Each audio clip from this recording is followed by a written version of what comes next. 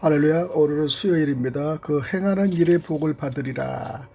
사도행전 1장 19절에서 25절을 말씀을 드리겠습니다.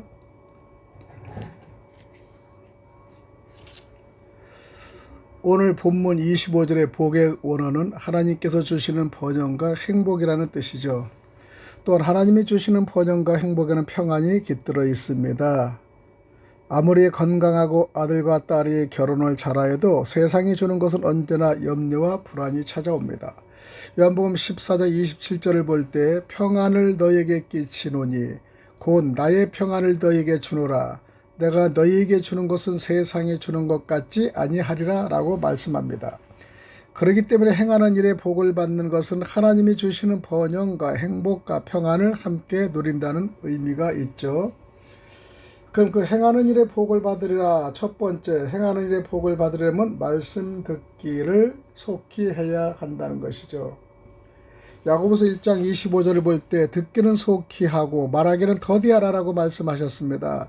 여기서 듣기를 속히 하라는 것은 세상 말 듣기를 속히 하라는 것이 아니라 하나님께서 축복해 주시는 말씀 듣기를 속히 하라는 것이죠. 오늘 본문을 볼 때 왜 말씀 듣기를 속히 하라는 것일까? 이 세상이 너무 악하여 말씀을 듣는 믿음이 있어야 마귀를 이길 수 있다는 것입니다. 그러면은 어떤 마음의 자세를 가지면서 말씀을 속히 들어야 하겠습니까? 고기 잡는 어부 같은 마음으로 한 말씀도 놓치지 않도록 해야 한다는 것이죠. 광야에서 이스라엘 백성은 한 말씀이라도 놓치지 않으려는 모습이 전혀 없었습니다. 그 결과로 가나안 땅에 들어가지 못했습니다. 그러나 여호수아 갈렙만은 한 말씀에도 놓치지 않으려는 모습이 있었습니다. 그 결과로 광야에서 20살 넘는 장정 60만 3,550명 중에 다 죽고 여호수아와 갈렙만 가나안 땅에 들어갔습니다.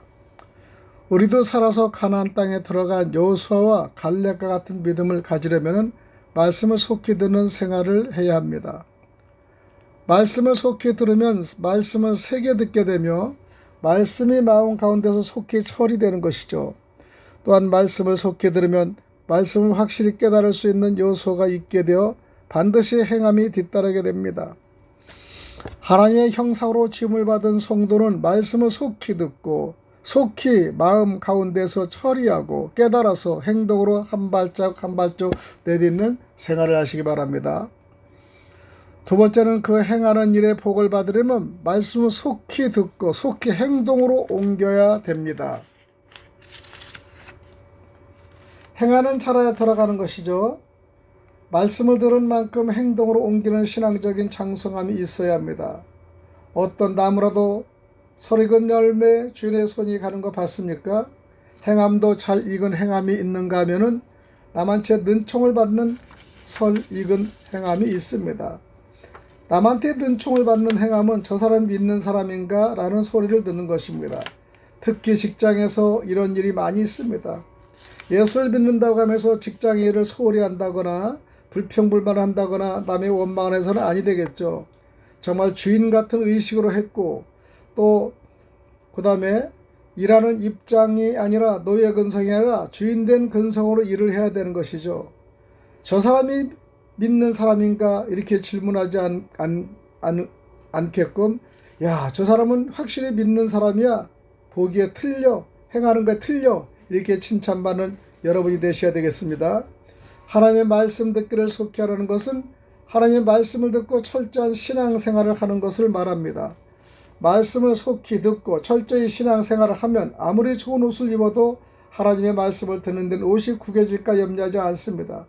세상 직장의 생활도 대충 하지는 않습니다. 말씀을 속히 못 듣는데 어떻게 행동으로 옮길 수 있으며 철저한 신앙생활을 할 수 있습니까? 말씀을 듣고 속히 행동으로 옮기는 것이 진짜로 말씀의 은혜 받는 것입니다. 세 번째는요, 행하는 일에 복을 받으려면 말씀을 속히 듣고 속히 회개해야 된다는 것이죠. 성경에서 말씀을 속히 듣고 속히 회개한 사람이 다윗입니다. 하나님께서는 다윗을 만나셨을 때 내 마음에 선한 사람이라 사도행전 13장 22절에 말씀하셨습니다. 이유는 다윗이 말씀을 속히 듣고 속히 깨닫고 속히 행동으로 옮긴 사람이었기 때문입니다. 다윗은 밧세바를 범하는 죄를 지었습니다. 나단 선지자의 책망을 듣고 즉시 회개합니다. 사무엘 12장 13절입니다. 다윗은 나단 선지자의 책망에 어느 정도 회개했느냐? 자기가 지은 죄에 대해 담요가 눈물로 젖을 정도로 회개했다는 것입니다. 시편 6편의 6절입니다. 그러나 가룟 유다는 예수님께서 화내지 않으시고 비유로 말씀해 주셨음에도 깨닫지 못했습니다. 우리가 성경에서 비유를 말씀하셔서 비유를 깨닫지 못하면 이는 가룟 유다 같은 어리석은 행동이 나올 수 있습니다. 그럴 때 주님이 말씀하신 게 천국도 비유요. 비유로 말씀하실 때 이거를 우리가 서로 기분 나쁘지 않게 잘 깨달으라 하는 것이고, 또 좋은 말씀은 사단이 가져가기 때문에 비유로 말씀하셔야 됩니다. 그래서 우리가 깨어나지 않으면 비유의 말씀을 알아듣지 못하는 거예요. 그래서 우리가 성경을 바로 알아야 된다는 것입니다. 이러한 가룟 유다의 모습이 예수님 당시에만 있었겠습니까? 말씀을 듣고 속히 회개하지 못하는 악한 모습은 오늘날 지금도 존재하고 있습니다. 반면에 베드로는 예수님 모른다고 저주하고 맹세까지 했지 않습니까? 마가복음 14장 71절입니다. 그러나 닭이 울자 베드로는 닭이 2번 울기 전에 내가 나를 3번 부인하리라 라는 말씀이 자꾸 생각이 나서 속히 회개를 한 것입니다.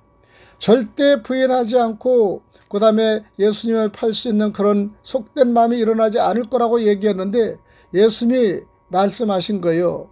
베드로는 닭이 2번 울기 전에 내가 나를 3번 부인하리라고 말씀이 생각난 겁니다. 우리는 회개할 때 생각이 나야 되는 겁니다. 마가복음 14장 72절 같이 베드로는 생각이 났습니다. 베드로는 가룟 유다 같은 제자였지만은 같은 스승의 같은 말씀을 들었지만은 말씀이 생각나서 속히 회개했던 것이죠. 오늘 우리도 베드로처럼 말씀이 생각나서 속히 회개할 수 있어야 됩니다. 그렇기 때문에 우리는 말씀을 알지 못하고는 생각이 날 수 없고요. 말씀을 공부하지 않고는 생각이 날 수 없는 겁니다. 마태복음 13장은 전부 다 천국의 비유에 얘기합니다. 그 다음에 신랑, 그 다음에 포도나무, 그 다음에 기름 분 지혜로운 처녀와 그 다음에 미련한 처녀 등등 씨 뿌리는 비유 4가지를 말씀드렸습니다. 이것이 전부 다 비유의 말씀이지만은 우리가 말씀을 듣고 씨를 뿌려도 좋은 밭이 아니면 우리가 복을 누리지 못하는 거예요. 씨를 뿌렸지만은 받아들이는 자세히 좋은 밭이 되어야 되는 겁니다. 좋은 밭이면은 30배, 60배, 100배의 우리가 축복을 받는 걸 볼 수 있어요. 그러나 우리가 가시덤불, 돌짝밭, 그 다음에 그런 밭이라면 우리는요, 씨를 뿌려도 우리는 받아들이지 않습니다. 영적으로는 처음에는 너무나 좋은 듯 하지만은 이 좋은 것이 바로 그 다음날에는 사그러들고, 그 다음에 바로 불신하고, 의심하고, 남을 방해하고, 그런 우리는 이 밭이 되면은 아무리 좋은 씨를 뿌려도 그런 밭이 되면 받아들이지 못하는 거예요. 여러분의 마음밭이 정말 좋은 씨를 뿌려도 좋은 옥토를 이룰 수 있는 좋은 밭이 되어야 됩니다. 이것이 결실이고 열매를 맺는 겁니다. 우리는 주님의 말씀을 들을 때와 그 다음에 받아들일 때와 회개할 때 다 다를 수 있습니다. 인간의 연약함은 베드로를 통해서 우리는 연약함을 알 수 있습니다. 그러나 베드로는 말씀이 생각난 겁니다.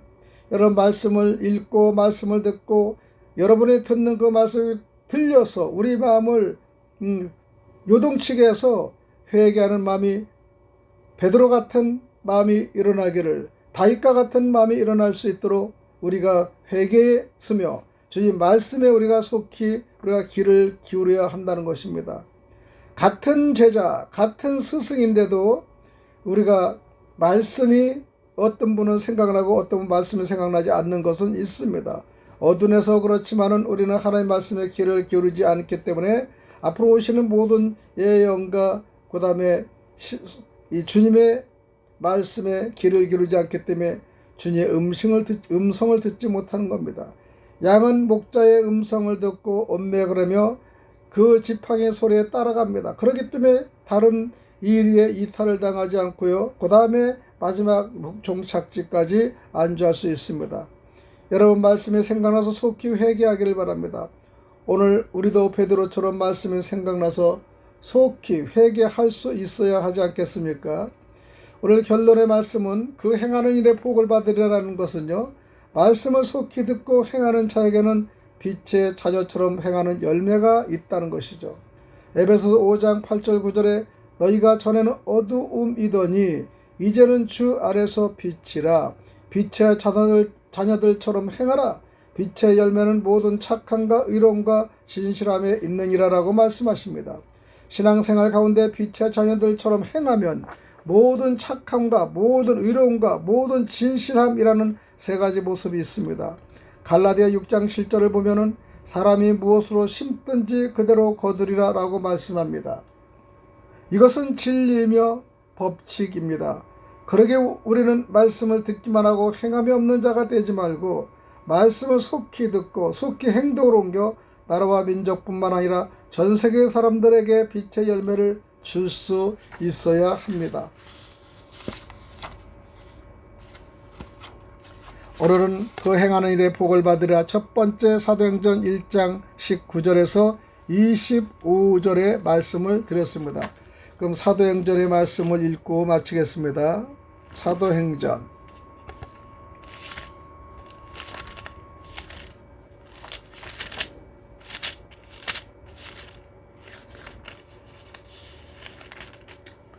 1장 19절 사도행전 1장 19절 이 일이 예루살렘에 사는 모든 사람에게 알게 되어 본 방언에 그 밭을 이르되 알겔다마라 하니 이는 피밭이라는 뜻이라. 시편에 기록하였으되 그의 거처로 황폐하게 하시며 거기 거하는 자가 없게 하소서 하였고 또 일렀으되 그 직분을 타인이 취하게 하소서 하였도다. 21절 이러므로 요한의 세례로부터 우리 가운데서 올려 가신 날까지 주 예수께서 우리 가운데 출입하실 때에 22절 항상 우리와 함께 다니던 사람 중에 하나를 세워 우리로 더불어 예수의 부활하심을 증거할 사람이 죽게 하여라 하리라 하거늘. 23절 저희가 두 사람을 쳐라니 하나는 바사바라고도 하고 별명은 유스도라고 하는 요셉이요 하나는 맞다 하나는 맞디아라.